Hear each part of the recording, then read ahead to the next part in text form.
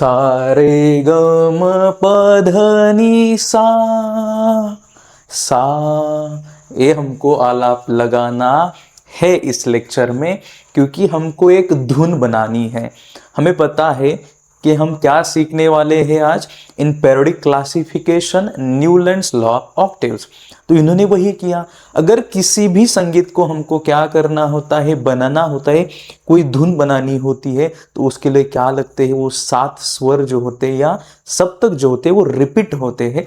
वही हमको आज पढ़ना है। साइंटिस्ट ने इसका उपयोग, म्यूजिक का उपयोग पढ़ाई में किया है, लेकिन हम क्या करते हैं, देखो पढ़ाई करने के लिए म्यूजिक का उपयोग करते हैं, बराबर है। तो चलो देखते हैं कि हमको क्या देखना है, न्यूलैंड्स लॉ ऑफ ऑक्टेव्स। चलो अब देखो, जो साइंटिस्ट थे वो कौन थे, देखो इंग्लिश साइंटिस्ट जॉन न्यूलैंड्स को related atomic masses of the elements to their properties in a different way. इनको क्या लगा कि हमको एक बात के और ध्यान आकर्षित किया उन्होंने, क्या कोई भी जो भी एलिमेंट्स थे उनका एटॉमिक मास एलिमेंट के और प्रॉपर्टीज थोड़ा उनको सेम दिखते थे। तो फिर क्या हुआ, देखो 1866 में न्यूलैंड जी ने एलिमेंट को ऐसा किया अरेंज कि increasing order of their atomic masses, अपना मास बताओ, अपना वेट बताओ, उसी तरह से हम आपको सजा देंगे। मतलब इन्होंने क्या किया, देखो उन्होंने शुरुआत की बहुत लाइटेस्ट एलिमेंट से, मतलब जो हल्का एलिमेंट होता है उससे उन्होंने स्टार्ट किया। किससे, हाइड्रोजन है, फिर बहुत सारे एलिमेंट थे, लेकिन आखिर कहाँ आकर रुके वो, थोरियम तक। जो भी एलिमेंट्स थे लाइटेस्ट, तो उसमें तो हाइड्रोजन था ही, बहुत सारे एलिमेंट्स थे, लेकिन आकर वो कहाँ रुके, थोरियम पे। इसके ऊपर भी हमको क्वेश्चन आता हुआ दिखाई देता है। न्यूलैंड्स लॉ ऑफ ऑक्टेव्स बहुत महत्वपूर्ण है बोर्ड एग्जाम के लिए। Okay, he found that every 8th element had property similar to those of the first. उनको क्या देखने को मिला, every 8 element properties is same to the first one, ये उनको देखने को मिला। तो उन्होंने क्या बताया, देखो उन्होंने कहा, क्या कहा, जैसे हर 8वें दिन मंडे आता है वही दिन दोहराया जाता है, वैसे ही हर एक 8वें एलिमेंट के जो भी प्रॉपर्टीज है वो पहले एलिमेंट के साथ मैच होती है। एक इन्होंने कहा, न्यूलैंड जी ने कहा। फिर देखो, अब फॉर एग्जांपल हम बात करें किसकी, सोडियम की, और फिर 8th एलिमेंट की बात करें, देखो हम किससे स्टार्ट करेंगे, सोडियम लिथियम या बोथ सभी की, तो क्या हो जाएंगे, उनको प्रॉपर्टीज उनको सेम दिखाई दी। पहले वाला और फिर 8 में आने वाला जो भी मूल द्रव्य होगा, एलिमेंट्स होगा, उनकी प्रॉपर्टीज उनको सेम दिखाई दी। वैसे ही इनका, अगर मैग्नीशियम की हम बात करें तो वो किससे दिखाते थे, फिर देखो सिमिलरिटी बेरिलियम से दिखाते थे। Chlorine shows similarity with fluorine, क्योंकि अब हाइड्रोजन वगैरह तो हमको पता है, हेलियम वगैरह उस टाइम था नहीं। Newlands compared the similarity with the octaves in music. सब कुछ अगर म्यूजिक से हम पढ़ाई को कोरिलेट करेंगे तो डेफिनेटली हमारी पढ़ाई अच्छी हो जाएगी। देखो इन्होंने क्या बोला, the similarity observed in the 8th element and the first element as the law of octaves. ये लॉ पूछा जाता है, कौन सा लॉ, लॉ ऑफ ऑक्टेव्स, ये पूछा जाता है, इसलिए ध्यान में रखो। ओके, जो भी पहली वाली एलिमेंट और 8वां वाला एलिमेंट होगा, इन दोनों की प्रॉपर्टीज सेम होंगी, ये रिपीट होंगी। बहुत सारे ऐसी प्रॉपर्टीज होती है, चाहे वो फिजिकल हो या केमिकल प्रॉपर्टीज, सारी प्रॉपर्टीज हमको सेम दिखाई देती है इनके अनुसार। अब देखो, लॉ ऑफ ऑक्टेव्स, जहां म्यूजिकल नोट रहती है वही हम बोलते हैं कि म्यूजिक की धुन, संगीत की धुन रहती है। तो अगर हम हमारी बात करें, क्या है, देखो सा रे ग म प ध नी, और फिर सा आ जाएगा, बराबर है, तो रिपीट हो जाएगा। लेकिन हम अगर वेस्टर्न की बात करें, दो रे मी फा सो ला टी, तो ये ऐसी है। अब देखो इन्होंने क्या किया, एलिमेंट्स को रखा। अब देखो हमें पता है कि हाइड्रोजन के बाद हीलियम होता है, लेकिन वो उस समय डिस्कवरी नहीं हुआ था, कौन, हीलियम। फिर लिथियम है, beryllium, boron, carbon, nitrogen, oxygen, यहाँ न्यूऑन होना चाहिए, बराबर है। तो ये उस समय क्या नहीं हुआ था, डिस्कवर नहीं हुआ था, इसलिए उसके लिए उन्होंने जगह छोड़ी ही नहीं। तो ये थोड़ा उनका ड्रॉबैक हो गया। ओके, अब देखो कि क्लोरीन के बाद हमें पता है कि एर्गॉन, पोटेशियम वगैरह आता है। तो अगर हम बात करें, देखो सोडियम के बाद फिर से कोई आठवां एलिमेंट आता है तो उसकी प्रॉपर्टीज सेम दिखाई देती है। तो इनको एक जगह हमको आते हुए दिखाई देते, फिर लिथियम, सोडियम हो या potassium, beryllium, magnesium, calcium, boron, aluminium, चाहे उनकी वैलेंसी हो या फिजिकल केमिकल प्रॉपर्टीज, हमको थोड़ा थोड़ा after interval of time, after interval कुछ एलिमेंट्स के बाद उनकी प्रॉपर्टीज हमको सेम दिखाई देती थी। वैसे ही ऑक्सीजन हो, सल्फर हो, इनके बारे में हमको पता चलता था। आफ्टर 8th एलिमेंट ये हमको सेम दिखाई देती थी। लेकिन इन्होंने क्या किया, देखो कि कोबाल्ट एंड निकेल को एक साथ रखा, फिर सेरेनियम और लैंथेन इनको भी एक साथ रखा, तो ये थोड़ा कंफ्यूज लगता था। ओके, हाँ, तो इंडियन म्यूजिक सिस्टम तो हमें पता है कि 7 टाइप से, सा रे ग म प ध नि सा, एंड उसी को क्या बोलते हैं, देखो सप्तक। सप्तपदी नहीं, सप्तक बोला जाता है क्योंकि 7 धुन हमको वहां दिखाई देते हैं। And the frequency of the note goes on increasing from sa to ni. Okay, and then come to the sa of the upper saptak at the double frequency of the original सा। जो पहले वाला सा था उसकी फ्रीक्वेंसी फिर से हमको आती दिखाई देती है। कहाँ से, अगर हम सा से बात करेंगे, देखो कहाँ से, सा से बात करेंगे, रे ग म प ध नि, और फिर से हमें यहाँ सा आता दिखाई देता है। तो ये इंटरवल के बाद वो फिर रिपीट होता है। It means that notes repeat after completion of 1 सप्तक। एक सप्तक कंप्लीट होने के बाद वो रिपीट होता है। वैसे ही 7 एलिमेंट्स के बाद 8वां जो एलिमेंट है उसकी प्रॉपर्टी और पहले वाली की प्रॉपर्टी सेम रहती है। The 7 notes in the western music क्या है, दो, रे, मी, फा, सो, ला, टी। ये भी हमको ध्यान में रखना है। ओके, तो देखो द नोट डो या दो बोलो having double the original frequency comes again at the 8th place. वो फिर से वैसे ही सा जैसे वो दो फिर से आने लगता है। This is the Octave of, ये है वेस्टर्न नोट्स। ओके, वेस्टर्न है ना कि वेस्ट इंडीज, ये वेस्टर्न नोट्स है। Music is created by the variety in the use of notes. तो ये म्यूजिक का इस्तेमाल किया गया बहुत सारे एलिमेंट को वहाँ मतलब कि समझाने के लिए, समझने के लिए, ऐसा साइंटिस्ट ने किया था।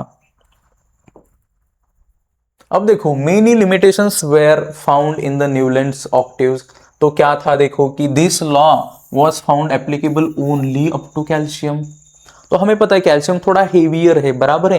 तो उसके आगे अगर उस तक ही वो क्या होता था, वो सारी प्रॉपर्टीज मैच करती थी। उसके बाद वाले जो भी एलिमेंट्स आए इसके लिए लॉ ऑफ ऑक्टेव्स वहाँ एप्लीकेबल था नहीं, सिर्फ कैल्शियम तक ही मर्यादित था। ये हमको ध्यान में रखना है। तो हम कह सकते हैं कि एक लिमिटेशन था।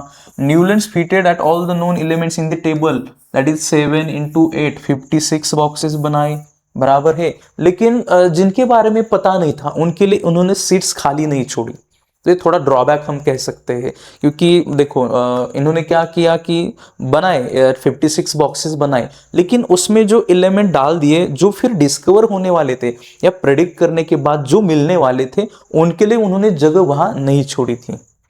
Newland placed 2 elements each in some boxes to accommodate all the known elements in the table। तो उन्होंने क्या किया कि जो भी 2 एलिमेंट्स एक सेम बॉक्स में डाल दिए, तो ऐसा तो नहीं हो सकता, बराबर है। तो हर एक का एटॉमिक मास अलग होगा ना, मास अलग होगा, तो उनकी जो भी पोजीशन होगी, जो भी बॉक्स रहेगा, वो बक्सा रहेगा, वो अलग होगा। लेकिन वो ये नहीं कर पाए, तो ये भी एक प्रकार का लिमिटेशन हमको दिखाई देता है। तो देखो कि कौन कौन से है, सीओ हम कोबाल्ट, निकेल है, सिरनियम है, लैंथेनाइड है। इनको क्या किया कि एक ही बॉक्स में कोबाल्ट, सीओ एंड निकेल को डाल दिया, फिर सीरियम और लैंथेनाइड को भी एक ही बॉक्स में उन्होंने रखा। तो ये भी एक लिमिटेशन था। Moreover he place some elements with different properties under the same note in the octave. फिर हम आगे चले जाएंगे, जो भी थे, तो वहां वाले मतलब कैल्शियम के बाद वाले जो भी एलिमेंट्स थे उनके और ऊपर वाले जो भी एलिमेंट्स थे उनकी प्रॉपर्टी वहां मैच नहीं हो रही थी, फिर भी उनको एक ही ग्रुप में रखा, एक के नीचे एक रखा। तो ये भी थोड़ी उनकी गलती वहां हमको दिखाई देती है। For example Newlands place the metal cobalt and nickel under the note दो along with देखो हैलोजन के साथ उन्होंने रखा किसको, कोबाल एंड निकेल को, ये थोड़ा वह हमको दिखाई देता है। फिर आयरन को क्या किया, आयरन की सिमिलरिटी कोबाल से भी दिखाती थी और निकेल से, लेकिन उनको दूर रखा। और नॉन मेटल ऑक्सीजन जो है उसको एस के अंडर रखा, मतलब हम सल्फर बोलते हैं। तो ये थोड़ा हमको कुछ गलत दिखाई देता है, बराबर है। अगर जिसकी प्रॉपर्टी थोड़ा सिमिलर दिखता है उसको हम दूर कैसे रख सकते हैं, बराबर है। अगर दोनों की विचारधाराएं हमको मिलती हुई नजर आती है तो उनको हम साथ रखेंगे, बराबर है, क्योंकि उनको उनका साथ निभाना है। Also, Newland's octave did not have any provision to accommodate the newly discovered elements. जो भी नया एलिमेंट्स मिलने वाले थे, डिस्कवर होने वाले थे, इनके लिए कुछ वह जगह उन्होंने छोड़ी नहीं थी। The properties of the new elements discovered later on did not fit in the Newland's law of octaves. और जो भी नए एलिमेंट्स आए थे, जो भी नए एलिमेंट्स आए थे, वो कहा क्या नहीं हुए, वहां फिट नहीं हुए, बराबर है, क्योंकि उन्होंने जो भी बक्सा बॉक्स बनाया, वो जो एलिमेंट्स थे वो हमको थोड़ा अलग दिखाई देते थे।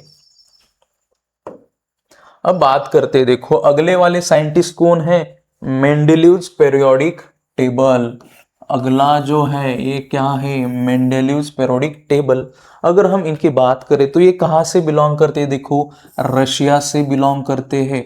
अगर हम देखें कि सबसे बड़ा देश कौन सा है, रशिया। कैसे, एरिया वाइज, ओके, ये हमको ध्यान में रखना है। सबसे बड़ा अगर देश कौन सा है तो रशिया है एरिया वाइज। तो वहां से कौन बिलोंग करते हैं, दिमित्री मेंडेलीव, ये क्या करते हैं, उस देश से बिलोंग करते हैं। उन्होंने क्या किया, पीरियोडिक टेबल बनाया। देखो कि हर एक साइंटिस्ट ने बहुत इसके ऊपर काम किया है, मतलब चाहे वो डोबेराइनर थे या न्यूलैंड्स थे, फिर अगर हम इनकी बात करें मेंडेलीव, फिर आगे भी साइंटिस्ट थे हेनरी मोसले, तो हर एक ने काम किया अपनी अपनी वहां तकनीकी का इस्तेमाल करके। तो उन्होंने क्या किया, during the period of 1869 to 1872, उस समय उन्होंने क्या किया कि पीरियोडिक टेबल को डेवलप करने के लिए उन्होंने अपनी मेहनत खर्च की। Mendeleev's periodic table is the most important step in the classification of element.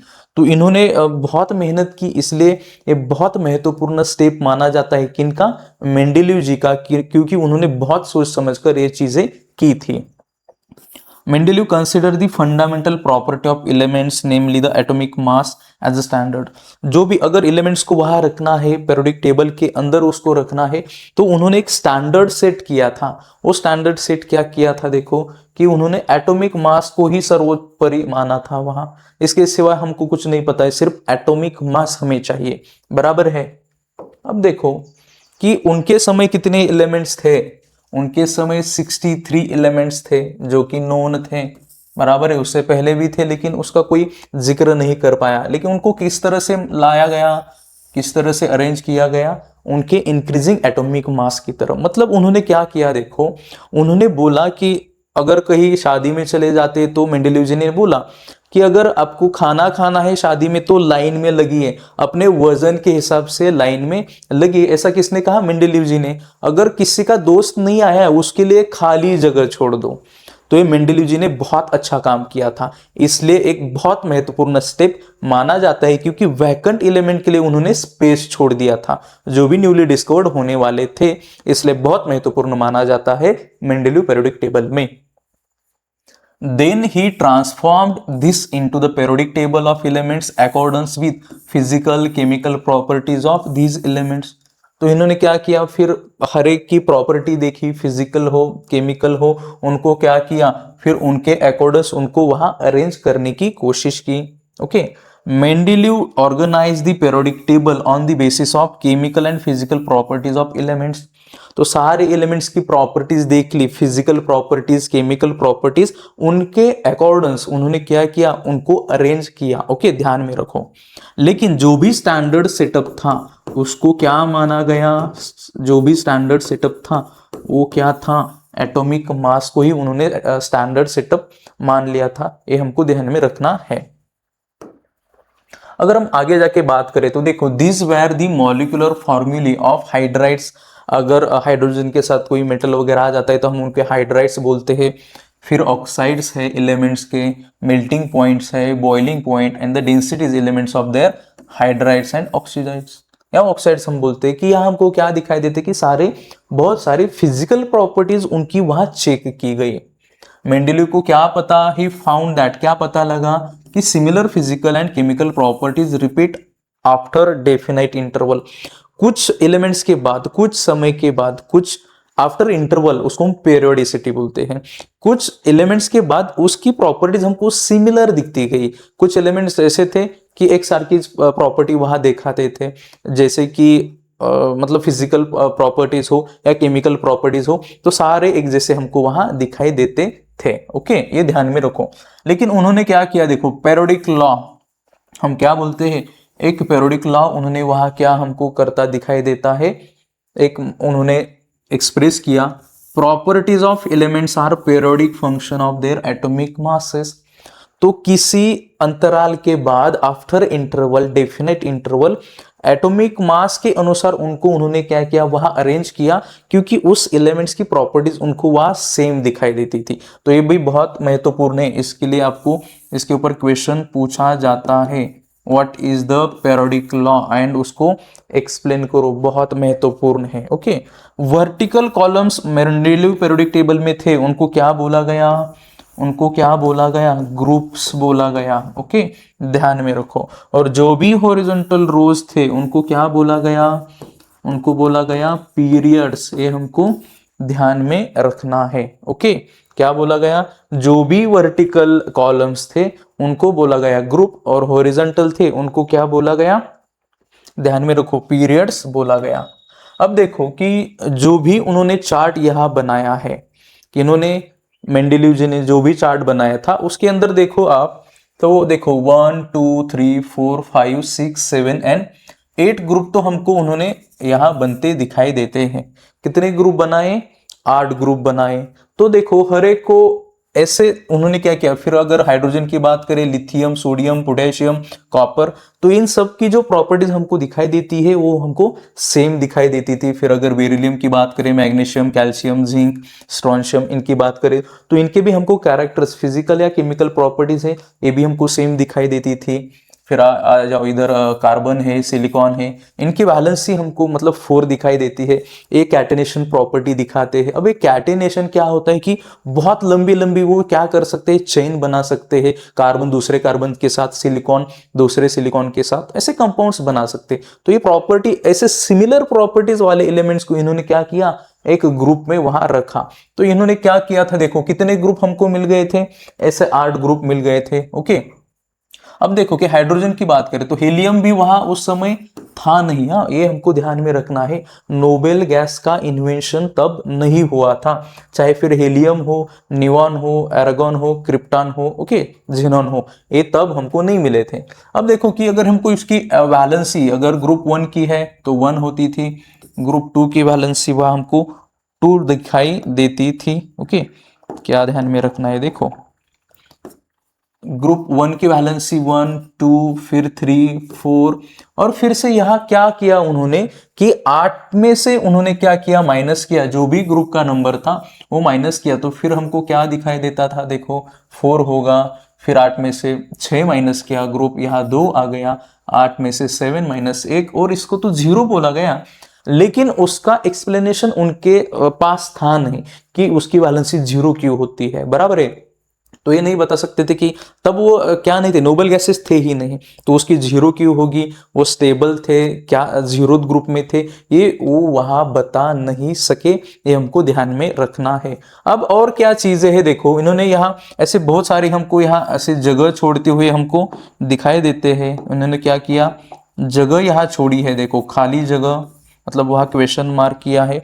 तो प्रिडिक्ट करने के बाद वही एलिमेंट्स आते या नहीं, ये देखने के लिए हमने क्या किया था, मतलब सर जी ने क्या किया था, खाली जगह छोड़ दी थी। इन्होंने क्या किया था, देखो लिमिटेशन, देखो कि जो भी गैप बनाया, इन्होंने गैप बनाया इसलिए वो बच गए। ओके, चलो इंट्रोडक्शन साइंटिस्ट का है वही कि दिमित्री मेंडेलीव जी है, वो प्रोफेसर थे एसटी पीटर्सबर्ग यूनिवर्सिटी में। उन्होंने क्या सेपरेट बना, every known element showing its atomic mass, उनको सेपरेट बनाया। ही अरेंज द कार्ड्स, मतलब ऐसे कार्ड्स के अनुसार उन्होंने किया था, एक एक ऐसे कार्ड रख दिए, एक कार्ड उठाया फिर वो एलिमेंट वहां लगाया, दूसरा कार्ड उठाया वहां एलिमेंट लगाया, इसी तरह से अकॉर्डेंस टू दैट कार्ड्स। देखो कि यार कितना मतलब ये प्रिडिक्शन किया, जो भी हुआ वो बहुत अच्छे से उन्होंने वहां किया था। Okay, accordance with the atomic masses and properties of the elements which result in the invention of the periodic table। और periodic table का इन्वेंशन करने के लिए इनको बहुत महत्वपूर्ण माना गया। ओके, चलो अब देखो कि मेरिट्स क्या है, इसके ऊपर भी हमको 3 मार्क्स के लिए क्वेश्चन आता दिखाई देता है, तो ध्यान में रखो। मेंडेलीव्स पेरियोडिक टेबल जो है इनके ऊपर क्या आता दिखाई देता है हमें, 3 मार्क्स के लिए क्वेश्चन सिर्फ मेरिट्स और डिमेरिट्स के पास। लेकिन हमको पहले क्या देखना है, अच्छे गुण देखना है, बराबर है। कोई भी आदमी होता है तो पहले हम उसके अच्छे गुण देखते हैं, वैसे हमको पहले मेरिट्स देखने हैं। देखो, atomic masses of some elements were revise so as to give them proper place in the periodic table accordance with their properties. Atomic mass को रिवाइज किया गया, फिर उसके अकॉर्डेंस वहां क्या किया गया, उनको रखा गया। मतलब इसलिए वो रिवीजन करना बहुत महत्वपूर्ण है। वैसे हमको कोई कंसेप्ट समझना है तो रिवीजन के सिवा कोई ऑप्शन है ही नहीं। सिर्फ हम रीड करते जाएंगे तो वो स्टडी नहीं होगा, ना पढ़ाई होगी। कंसेप्ट्स अगर हमको क्लियर करना है, एग्जाम में अच्छे अंक हासिल करने हैं, तो डेफिनेटली हमको रिवीजन का भी तौर तरीका अपनाना पड़ता है, तो याद रखो। तो देखो फॉर एग्जांपल क्या है, the previously determine atomic mass of beryllium. पहले बेरिलियम का एटॉमिक मास क्या था, देखो कि 14.09, तो वो चेंज होके क्या बन गया उसका value 9.4 and beryllium was placed before boron. अगर बोरॉन से कम है तो उसको हम क्या करेंगे, उससे पहले रखेंगे।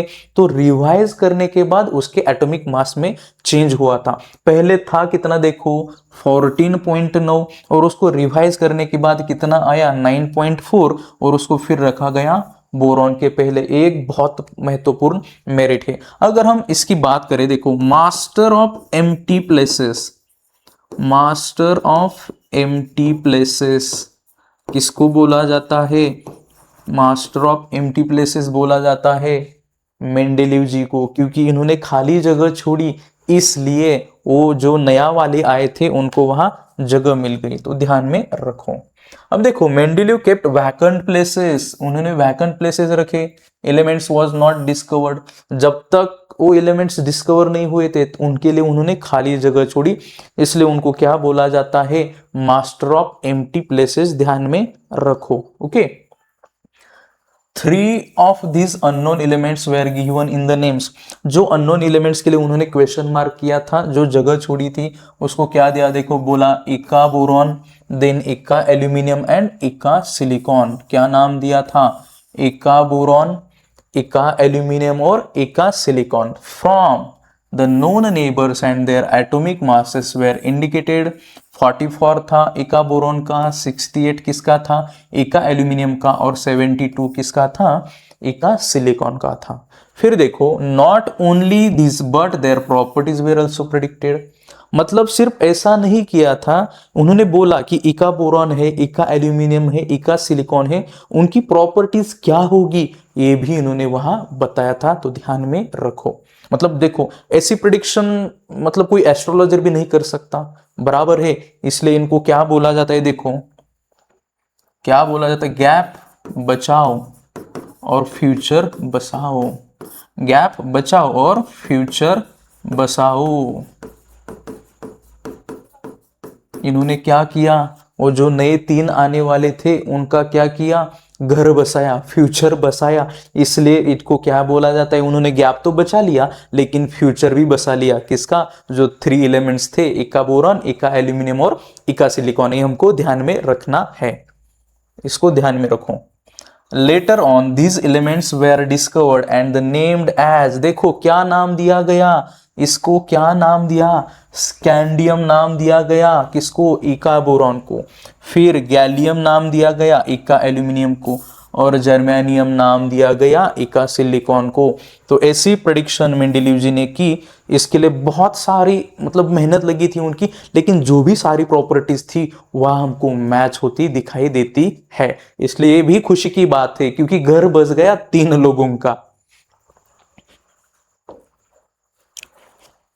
अब देखो कि प्रॉपर्टीज हम बात करें, एका एल्यूमिनियम जो भी प्रेडिक्ट किया था वो सही हुई कि नहीं। देखो एटॉमिक मास जो बोला 68 प्रेडिक्ट किया था, तो एक्चुअल में कितना था 69.7, लगभग हमको सेम दिखाई देता है। फिर डेंसिटी की हम बात करें, जो प्रेडिक्ट की थी डेंसिटी वो कितनी थी 5.9, और एक्चुअल में कितनी बन गई 5.94। ध्यान में रखो मेल्टिंग पॉइंट भी बताया गया कितना लो था, तो वहां हमको दिखाई देता है कि 30.2, ये तो लो ही होता है। Formula of chloride that is ECl3, तो वही सेम उन्होंने बनाया ECl3, तो ये भी हमको सेम दिखाई देता है। फॉर्मूला ऑफ ऑक्साइड E2O3, क्योंकि एका बोरा एका एल्यूमिनियम बोला तो ये गैलियम क्या बनाएगा Ja2O3 सेम। और उसका नेचर कैसे रहेगा ऑक्साइड का, एम्फोटेरिक ऑक्साइड। एम्फोटेरिक मतलब क्या, वो चाहे वो एसिड की भी प्रॉपर्टीज दिखाएगा और बेस की भी प्रॉपर्टीज दिखाएगा। तो ये इन्होंने किया हुआ प्रेडिक्शन बहुत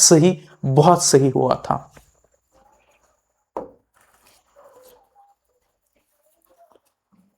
there was no place reserve for noble gases in the Mendeleev's original periodic table. देखो कुछ तो वहां छूट गया था कि नोबेल जो गैसेस थे उनके लिए वहां जगह रिजर्व नहीं थी, तो थोड़ा ये भी वहां हम गलती बोल सकते हैं, इंसान से ही गलती होती है, बराबर है। However when noble gases such as helium, neon, argon were discovered towards the end of the 19th century, लेकिन ये डिस्कवर कब हो गए 19वीं सदी में। Mendeleev created the zero group, देखो लेकिन उन्होंने क्या किया था, मतलब एलिमेंट्स नहीं प्रेडिक्ट हुए थे लेकिन वो ग्रुप को बोला गया था जीरो ग्रुप, वो ग्रुप लेकिन उन्होंने बनाया था without disturbing the original periodic table which is the noble gas were fitted very well. Noble gas के लिए जगह नहीं छोड़ी थी लेकिन उनके लिए अलग सा ग्रुप बनाया था। वो पूरा पेरियोडिक टेबल को उन्होंने थोड़ा भी डिस्टर्ब नहीं किया था, लेकिन वो अलग ग्रुप बनाया और उसके अंडर ये सारे नोबेल गैसेस आते थे, और वहां हमको 19th सेंचुरी में उनकी डिस्कवरी होती दिखाई देती है। अगर बात करें देखो क्लोरीन, अब ये आइसोटोप की तो गुत्थी वो सुलझा नहीं पाए, क्योंकि क्या हो गया, लिमिटेशन क्या किया था। देखो आइसोटोप की ये क्या नहीं, जो भी उनकी सिचुएशन बोलो या पोजीशन वो बता नहीं सके ठीक से। आइसोटोप की पोजीशन वो क्या नहीं बता सके, पोजीशन किनकी, आइसोटोप की बता नहीं सके। क्योंकि अब देखो क्लोरीन की बात करें तो Cl35 है और Cl37, अगर ये दोनों आइसोटोप है तो इनको कहाँ एक्चुअल में रखे ये इनको पता नहीं चल रहा था। ये तो पता है कि 35 और 37 ये दोनों के एटॉमिक मास है, तो क्या उनको अलग रखे या साथ में रखे, ये थोड़ा प्रॉब्लम आ रहा था। Their chemical properties are same. अब हम एटॉमिक मास देखें तो लगभग थोड़ा अलग है 35 एंड 37, लेकिन उनकी केमिकल प्रॉपर्टीज सेम थी। अब हम आइसोटोप्स किसे बोलते हैं, देखो आइसोटोप्स किसे बोलते हैं कि हैविंग सेम एटॉमिक नंबर, क्या बोलते हैं, same atomic number but different atomic मास, बराबर है, डिफरेंट एटॉमिक मास, इसको बोला जाता है आइसोटोप, तो इनको ध्यान में रखना है। अब देखो हमने तो मेरिट्स देख लिए, तो डिमेरिट्स भी कुछ होते हैं, बराबर है। The whole number of atomic mass of the element that is cobalt and nickel is the same। उनका जो भी नंबर था वो तो सेम हो गया। ऐसा तो नहीं हो सकता कि दो ही एलिमेंट को हम एक साथ रखेंगे या उनका नंबर सेम हो जाएगा, तो ये थोड़ा सा हमको डिमेरिट्स वहां लगता है। Okay, therefore there was an ambiguity regarding their sequence in the Mendeleev's periodic table। तो वहां थोड़ा कंफ्यूजन था, कंफ्यूजन है भाई, कंफ्यूजन है किसके बारे में, कोबाल्ट एंड निकेल, इनके बारे में थोड़ा कंफ्यूज लगते थे, बराबर है। Isotopes were discovered long after Mendeleev's put forth the periodic table. तो आइसोटोप्स फिर बाद में उनको पता चले, as isotopes have the same chemical properties but different atomic mass, मतलब केमिकल प्रॉपर्टीज सेम होंगी, एटॉमिक नंबर सेम होगा, लेकिन उनका जो एटॉमिक मास होगा वो डिफरेंट होगा। A challenge was posed in placing them Mendeleev's periodic table। तो Mendeleev's periodic table को वो चैलेंज कर रहे थे कि ऐसा नहीं हो सकता, इसलिए भी वहां डिमेरिट्स के खाते में चला गया। ओके, देखो when elements are arranged in an increasing order of atomic masses the rise in atomic mass does not appear to be uniform। तो एक जैसे नहीं हमको यूनिफॉर्म बनता दिखाई देता, ऐसे 2 4 6 8 10 12, तो ये एक साथ यूनिफॉर्म ऐसा नहीं दिखता था, तो वहाँ थोड़ा नॉन यूनिफॉर्म जैसे कंडीशन, मतलब they are not in same interval of pattern, तो सेम पैटर्न में वो बदला नहीं गया, इंक्रीज नहीं होता गया, तो ये भी जो भी उनको रखा गया था तो ये गलत हो गया। फिर it was not possible therefore to predict how many elements could be discovered between two heavy metals. अगर हेवी मेटल्स की हम बात करें, फॉर एग्जांपल हम कैल्शियम की बात करें और कोई दूसरा हेवी एलिमेंट्स ले लेंगे, तो फिर इनके बीच में क्या होगा, इनको क्या नहीं कर सके, वो डिस्कवर नहीं कर सके। अगर बात करें देखो लेफ्ट साइड की बात करें तो वहाँ क्या थे मेटल, राइट साइड की बात करें तो वहाँ वो सारे लोग कंफ्यूज रहते थे कि वहाँ बीच में कौन आएगा, बीच में वाले का एटॉमिक मास क्या होगा, तो वहाँ थोड़ा सा हमको फिर से एम्बिग्यूटी या फिर हम बोलेंगे कंफ्यूजन दिखता था। ओके, अब देखो कि कंपाउंड्स के बारे में भी हम बात करेंगे कि हाइड्रोजन का पोजीशन बहुत महत्वपूर्ण है। किसका पोजीशन? हाइड्रोजन का। अब देखो कि position of hydrogen, hydrogen shows similarity with halogen group 7, तो ग्रुप 7 में हैलोजन को रखा था, तो हाइड्रोजन क्या करता था, देखो पोजीशन ऑफ हाइड्रोजन, इसको किधर रखने का भाई, हाइड्रोजन को किधर रखने का, ये बहुत बड़ा सवाल था, क्योंकि ये हैलोजन के साथ भी सिमिलरिटी दिखाता था। देखो for example, the molecular formula of hydrogen is H2 while the molecular formula of fluorine and chlorine is F2Cl2। अगर हाइड्रोजन का मॉलिक्यूलर फॉर्मूला क्या है H2, तो ये किसके साथ सिमिलरिटी दिखाता था, फ्लोरीन के साथ, क्लोरीन के साथ, मॉलिक्यूलर फॉर्मूला तो सेम था।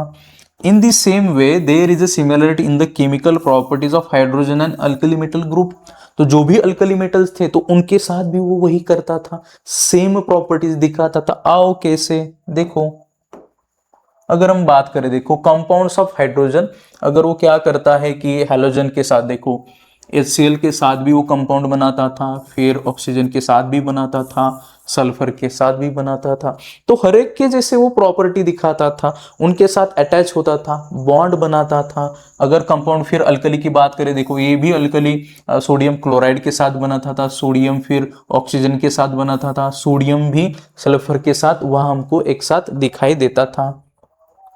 फिर देखो कि मॉलिक्यूलर फॉर्मूले की हम बात करें तो हाइड्रोजन का देखो, फिर क्लोरीन का देखो, वही मेटल के साथ जाएंगे तो हाइड्रोजन वहां भी है, बराबर है, मतलब वो कंपाउंड्स फॉर्म भी करता है मेटल के साथ। नॉन मेटल की बात करें तो वो कार्बन के साथ जाता है हाइड्रोजन, तो उसकी भी सिमिलरिटी दिखाता था। फिर CCl4 कार्बन टेट्राक्लोराइड हम बोलते हैं, तो ऐसी पोजीशन हमको वहां क्या दिखाई देती थी कि बहुत ऐसे एम्बिग्यूटी की कहाँ रखे। ओके, तो देखो there is a similarity in the molecular formula of the compounds of hydrogen that is alkali metal. Sodium की बात करें, पोटेशियम, तो ये क्या करेंगे, फिर ऑक्सीजन और क्लोरीन के साथ कंपाउंड्स बनाते थे। On considering the above properties it can not be decided whether the correct position of hydrogen in the group with alkali metals और in the group of halogens. तो कंफ्यूजन है भाई, बहुत कंफ्यूजन ही confusion है, क्योंकि alkali metal के साथ भी वो बहुत सारी सिमिलरिटी दिखाता था, हैलोजन ग्रुप के साथ भी सिमिलरिटी दिखाता था, तो रखे कहाँ इसे, ऐसे बहुत सारे सवाल उनके मन में वहां आते दिखाई देते थे। ओके, इसी तरह से हमने क्या क्या पढ़ा है, देखो न्यूलैंड्स लॉ ऑफ ऑक्टेव्स, थोड़ा सा रिवीजन करते हैं कि हर एक एलिमेंट पहले जैसे प्रॉपर्टी दिखाता था, बराबर है, ऐसे हमको याद रखना है। फिर सप्तक का इस्तेमाल किया, सा रे ग म प ध नि सा, बराबर है। फिर वेस्टर्न नोड भी वहां था। फिर आते हम मेंडलीव्स पीरियोडिक टेबल के यहाँ, बराबर है, ये भी हमको ध्यान में रखना है कि क्या काम किया, कितने बॉक्सेस थे, किसकी जगह खाली छोड़ी, किसका प्रेडिक्शन सही हुआ, क्या पीरियोडिक लॉ का इस्तेमाल किया उन्होंने, एटॉमिक मास किया, बराबर है, स्टैंडर्ड सेट किया उन्होंने कि एटॉमिक मास को ही हम ले लेंगे, इस तरह से उनको सेट था या दिमाग में कि क्या करना है। ऐसे बहुत साइंटिस्ट हैं, उनको हम सैल्यूट करते हैं कि इन्होंने हमारे लिए इतना पूरा ऐसा खुला मैदान छोड़ा है, जाके सिर्फ पढ़ाई करनी है हमें, इतने सारे एलिमेंट्स हमको ऐसे एकदम सिंपल वे में हमको दिया है। तो थोड़े मेरिट्स भी रहते हैं, थोड़े डिमेरिट्स भी रहते हैं, बराबर है।